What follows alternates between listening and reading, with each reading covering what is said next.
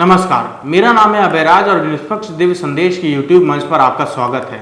हरियाणा में विधानसभा चुनाव को लेकर एक नया समीकरण बनने जा रहा है। बसपा सुप्रीमो मायावती और इंडियन नेशनल लोकदल के महासचिव अभय चौटाला की शनिवार को दिल्ली में मुलाकात हुई है।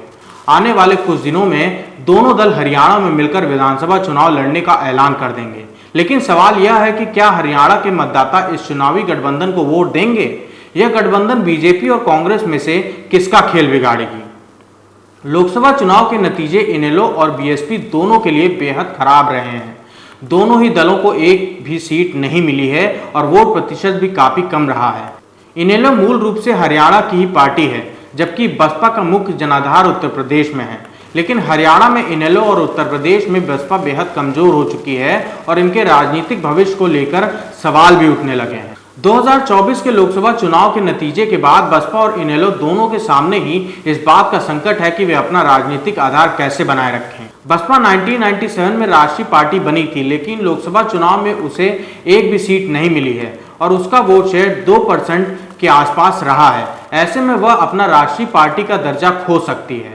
हरियाणा में इनेलो और बसपा का पहले भी चुनावी गठबंधन था, लेकिन 2019 के लोकसभा चुनाव से पहले बसपा ने गठबंधन तोड़ दिया था और तब उसने लोकतंत्र सुरक्षा पार्टी के साथ मिलकर चुनाव लड़ा था।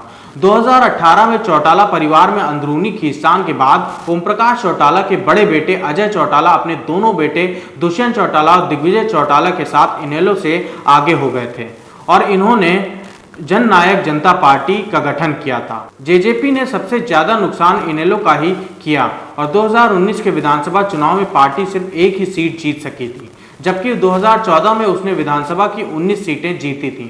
हरियाणा में लोकसभा चुनाव के नतीजे बताते हैं कि विधानसभा चुनाव में बीजेपी और कांग्रेस के बीच सीधी लड़ाई होने जा रही है, लेकिन इनेलो, बसपा, जेजेपी, आम आदमी पार्टी भी कुछ सीटें हासिल करने के लिए पूरा जोर लगा रहे हैं। हरियाणा में जाट समुदाय की आबादी 22 से 25% के बीच है और दलित समुदाय की आबादी 20% के आसपास है। ऐसे में इनेलो और बसपा के एक मंच पर आने से क्या प्रदेश के अंदर जाट और दलित मतदाता इस गठबंधन का साथ देंगे? इनेलो को जाट और बसपा को दलित मतदाताओं के समर्थन वाली पार्टी माना जाता है। कांग्रेस ने जाट और दलित समीकरण को ध्यान में रखते हुए ही पूर्व मुख्यमंत्री और जाट बिरादरी से आने वाले भूपेंद्र सिंह हुड्डा को फ्रंट फुट पर रखा है, जबकि प्रदेश कांग्रेस की कमान चौधरी उदय भान सिंह के पास है। कुमारी शैलजा के रूप में भी कांग्रेस के पास एक बड़ा दलित चेहरा मौजूद है, जबकि बीजेपी मूल रूप से गैर जाट राजनीति के रास्ते पर आगे चल रही है।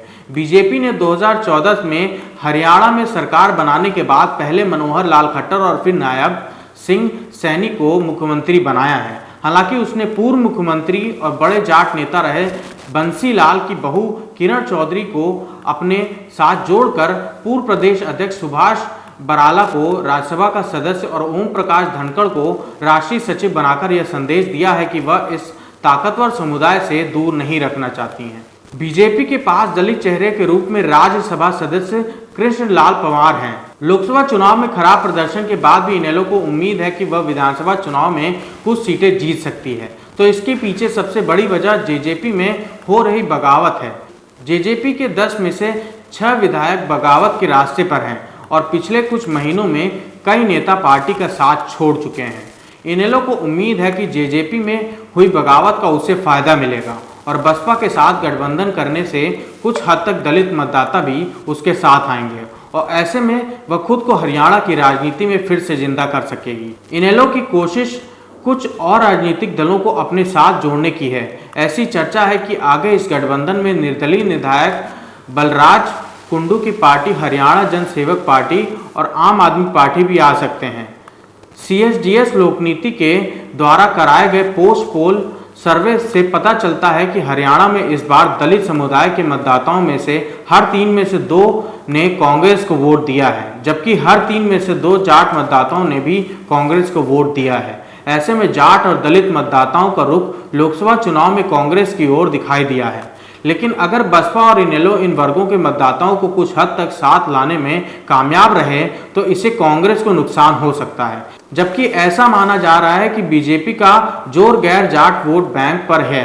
75% आबादी वाले इस वोट बैंक में दलित समुदाय भी शामिल है। ऐसे में बीजेपी को भी इनेलो बसपा गठबंधन में नुकसान होने की आशंका से इनकार नहीं किया जा सकता। धन्यवाद।